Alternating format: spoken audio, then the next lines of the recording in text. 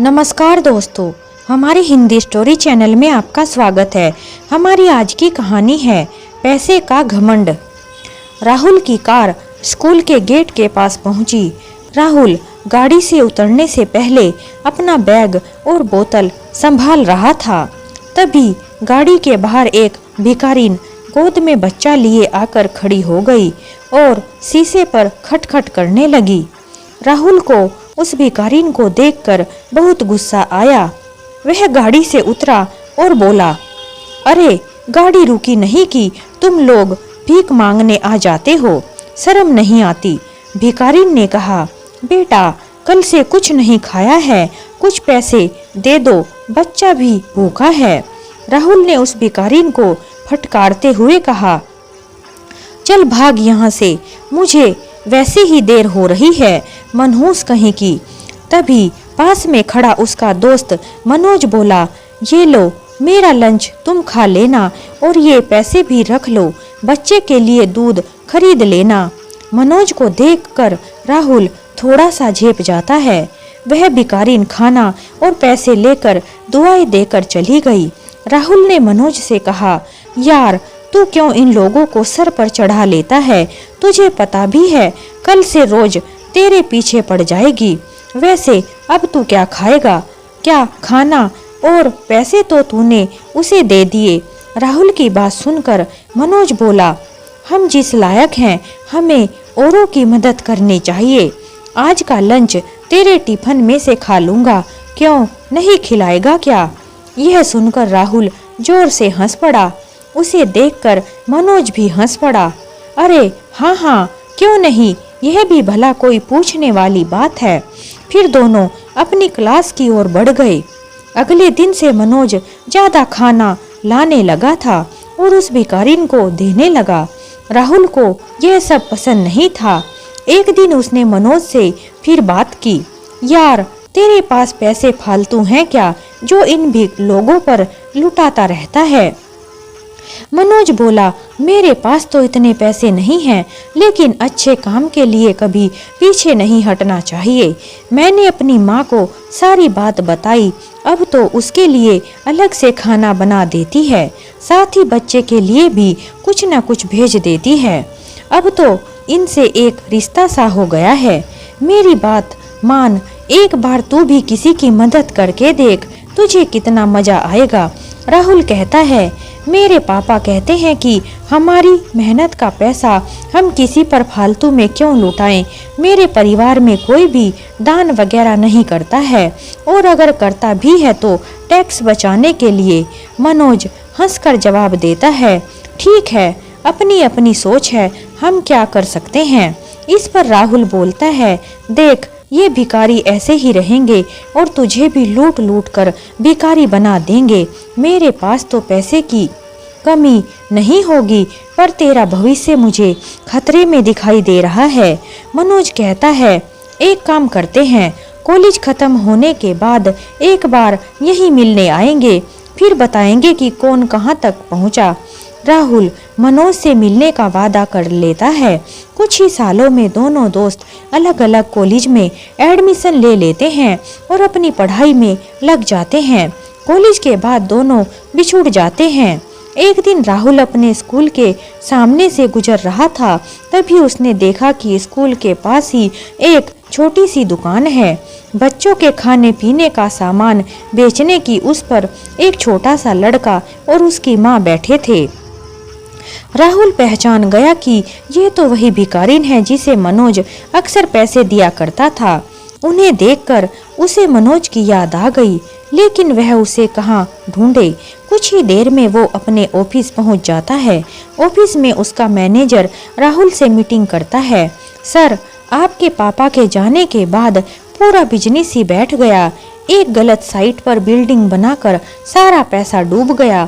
अब एक प्रोजेक्ट है, अगर यह हमें मिल जाए तो काम बन सकता है, वरना 2 महीने में कंपनी और घर दोनों नीलाम हो जाएंगे। राहुल बोलता है, मैं जानता हूँ, पता नहीं किसकी नज़र लग गई हमारे बिजनेस को। आप इस प्रोजेक्ट की डिटेल मुझे भेज दो। कल उस नए इंजीनियर से मैं खुद मिलकर उसे प्लान समझाता हूँ। हमें किसी भी कीमत पर यह प्रोजेक्ट लेना ही पड़ेगा। अगले दिन राहुल जल्दी से तैयार होकर प्रोजेक्ट की फाइल लेकर सरकारी दफ्तर में पहुंच जाता है। वहां वह इंतजार करने के बाद इंजीनियर के कैबिन में पहुंचता है।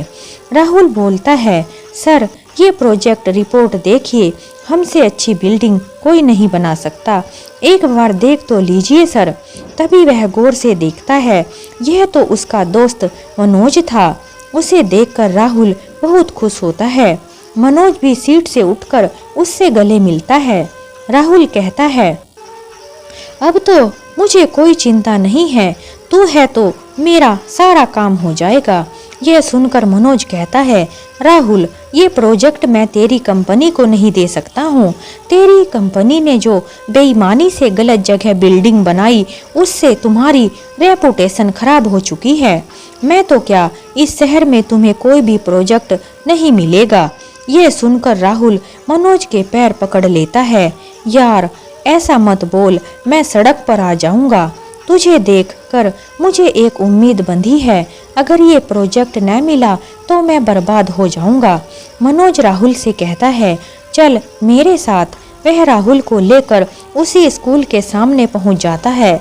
वहां जाकर मनोज कहता है, पहचानता है इस औरत को जिसे तूने कभी भीख नहीं दी, हमेशा फटकार देता था। मैंने इसकी थोड़ी सी मदद की और आज ये दुकान पर सामान बेचकर अपनी रोजी रोटी चला रही है। कोई मजबूरी में भीख मांगता है तो हमें उसका मजाक उड़ाना नहीं चाहिए। आज देख, भीख तो तू भी मुझसे मांग रहा है, इसमें और तुझ में क्या फर्क रह गया। मैं तुझे नीचा नहीं दिखा रहा, लेकिन तूने सिर्फ पैसा कमाया, दुआ नहीं। आज वह भी तेरे पास नहीं है। जिस पैसे पर तू घमंड कर रहा था, आज उसी ने तुझे बर्बाद कर दिया। यह सुनकर राहुल की आंखों से आंसू बहने लगे। वह बोला, हाँ तू ठीक कह रहा है, मेरे परिवार ने कभी किसी की मदद नहीं की, यही शिक्षा उन्होंने मुझे दी। राहुल मनोज को कह रहा था और उसे लेकर उसी दुकान पर पहुंच जाता है। वह औरत उन्हें देखकर उनके पास आ जाती है। भैया आप आइए बैठिए, मैं अभी आपके लिए कुछ लाती हूँ। मनोज बोला, नहीं माँ जी, मैं तो बस आपसे मिलने आया था, कोई परेशानी तो नहीं है। वह औरत बोली, भैया आपके कारण हम भिखारी की जिल्लत से बाहर निकल आए। मेरा बेटा अब स्कूल जाता है, यहीं पास ही में हमने एक कमरा किराए पर ले लिया है। मैं अपने बेटे को पढ़ाकर आपके जैसा अफसर बनाना चाहती हूँ। पूरी जिंदगी भी लगी रहूँ तो आपका एहसान नहीं चुका सकती। उनसे मिलकर राहुल को भी अच्छा लगा। वहाँ से कुछ दूर जाकर वह बोला, मनोज अब मैं किसी से भीख नहीं मांगूंगा, नए सिरे से शुरुआत करूंगा, ईमानदारी से और अपनी कमाई का कुछ हिस्सा दान जरूर करूंगा। मनोज बोला, अगर तू सच्चाई और ईमानदारी से काम करे तो ये प्रोजेक्ट मैं तुझे दिलवा सकता हूँ। राहुल अपने दोस्त के गले लगकर रोने लगता है। इन आंसुओं में उसका घमंड भी बह गया था।